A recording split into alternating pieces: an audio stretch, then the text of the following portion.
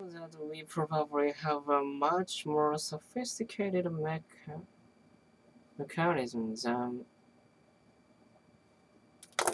we had originally assumed.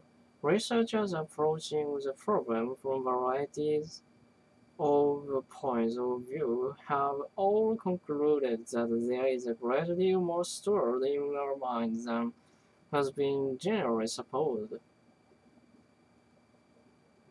Here's what I mean. Dr. Wilder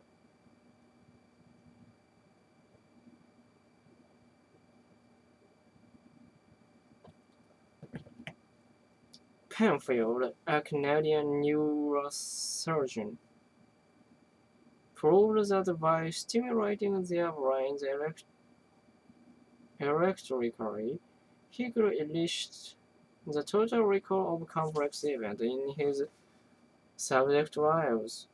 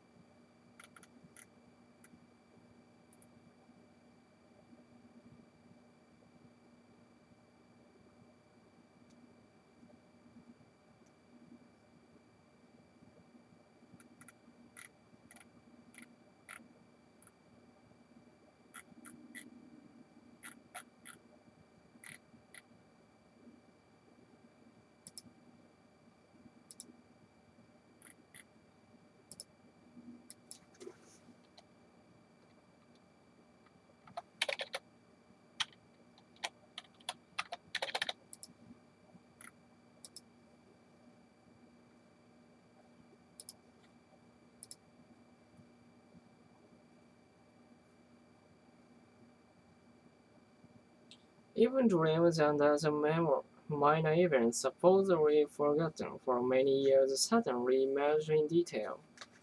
Yana. The memory trace is the term for whatever forms the internal representation of the specific information about an event stored in the memory. So the trace is probably made by structural changes in the brain. But the problem is that the memory trace isn't really subject to direct observation because it's more a theoretical construct that we use to speculate about how information presented at a particular time can cause performance at a later time. Hmm? The memory trace is a term for whatever forms the internal representation of the specific information about an event stored in the memory. So the trace is probably made by structural changes in the brain, but the problem is that the memory trace isn't really subject to direct observation because it's a more theoretical construct that we use to speculate about how information presented at a particular time can cause performance at the right time. So most theories include the strength of the memory trace as a variable in the degree of learning, retention, and retrieval possible for a memory.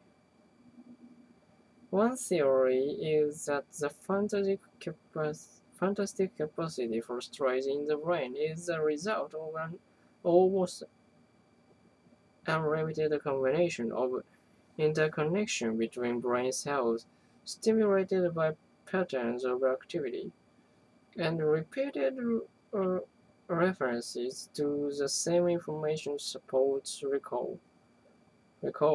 Or to say that another way, improved performance is the result of strengthening the chemical bonds in the memory. I don't know. It is very difficult for me to understand this sentence. Now, here's the interesting part. Psychologists generally divide a memory into at least two types: short-term memory and long-term memory, which combine to form what we call working memory.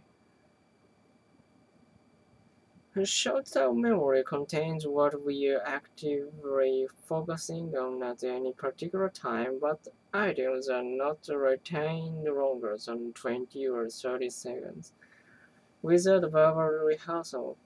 We use short-term memory when we look up a telephone number and repeat it to ourselves until we can replace the call.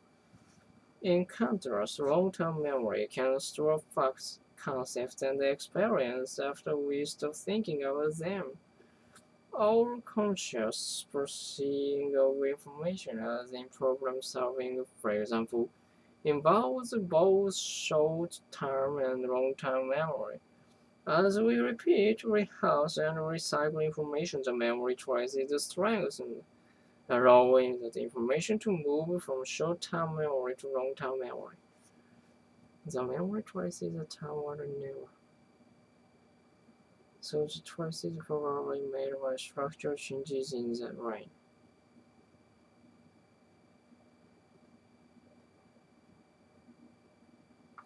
わからん。